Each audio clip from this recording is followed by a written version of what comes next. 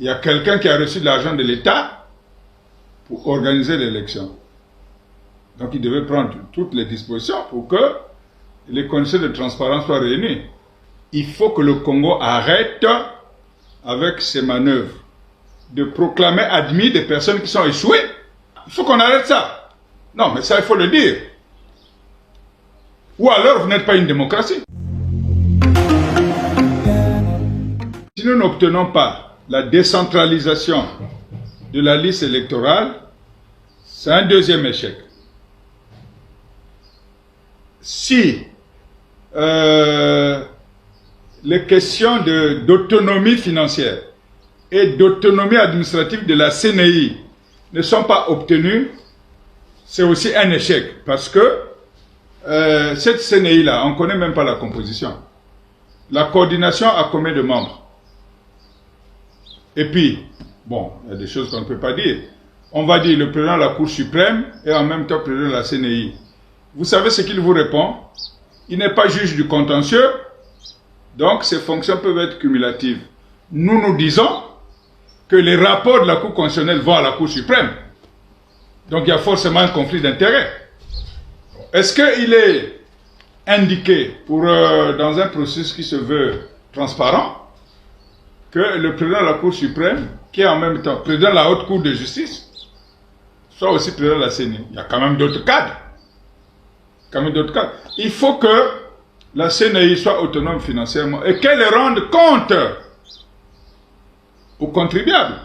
C'est l'argent du contribuable qu'on met là. Or, tel que ça fonctionne, nous n'avons jamais appris qu'après une élection, il y a un compte rendu transparent qui se fait sur sa gestion. D'où je pense, l'exigence de l'autonomie financière et de l'autonomie administrative, comme je vous ai dit. Vous trouvez normal qu'un délégué chargé des actes préparatoires aille sur le terrain en retard, alors qu'il doit distribuer, il y a un travail préparatoire qu'il doit faire là-bas. Or, si le ministère de l'administration territoriale ne lui donne pas l'argent, tout en étant agent de la CNI, il ne peut pas aller à temps. Et il y a une conséquence, je vous parle en tant que technicien, il y a une conséquence sur l'organisation du scrutin. Voilà, il y a des manquements. Donc, nous allons à Ouando avec des objectifs. Si ces objectifs ne sont pas atteints, si le gouvernement n'écoute pas, s'il ne met pas en œuvre, ne prend pas en compte toutes ces exigences, c'est un autre échec, comme celui de Ouesso, comme celui de Madingu, où il n'y a eu aucune avancée. Mais nous pensons qu'avec le nouveau ministre, certainement que les choses vont s'améliorer. Voilà. Pour terminer, Monsieur le Président, on peut dire que c'est fait à dessein pour écarter ceux qui ont la compétence de gérer les institutions ou... Il y a ce risque-là, parce que sinon, il faut qu'ils expliquent bien pourquoi ils ne mettent pas en œuvre ce qui a été acté par tous, de manière consensuelle. Ils ont les moyens de le faire. Ils ont la charge de gérer l'État. C'est ça la gouvernance. Nous, les acteurs politiques, nous constatons qu'il y a des manquements. Il faut bien qu'il y ait une responsabilité, parce qu'il y a un préjudice. Bon, maintenant, les procès d'intention, ça ne nous concerne pas. Et nous, on n'est pas dans la subjectivité. Nous, ce sont les faits. Qu'est-ce qui a été recommandé pour améliorer le processus électoral? Tel point, tel point, tel point, tel point. Qu'est-ce qui a été réalisé? Tel point, tel autre point. Qu'est-ce qui n'a pas été réalisé? Tel autre point, tel autre point. Pourquoi ça n'a pas été réalisé?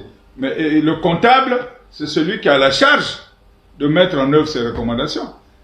Et pour nous, ce sont les organes impliqués dans l'organisation des élections, à commencer par le ministre des élections, qui est le ministre de l'administration du territoire, avec tous ces démembrements juridiques que sont la CNI, la DGAE et les commissions locales, hein, les commissions administratives et puis les commissions électorales, voilà. Parce qu'il faut bien qu'il y ait un responsable. Vous n'allez pas quand même dire que je suis candidat quelque part, les choses se passent mal, donc je dois répondre du dysfonctionnement. Ça, ce sont des histoires. Il y a quelqu'un qui a reçu de l'argent de l'État pour organiser l'élection.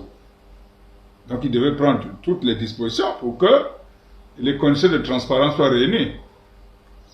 S'il ne le fait pas, ben nous sommes qualifiés pour dire que soit il est incompétent, soit il est de mauvaise foi.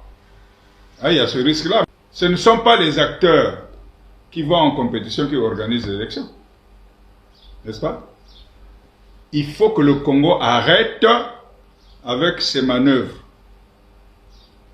de proclamer admis des personnes qui sont échouées. Hein? Il faut qu'on arrête ça.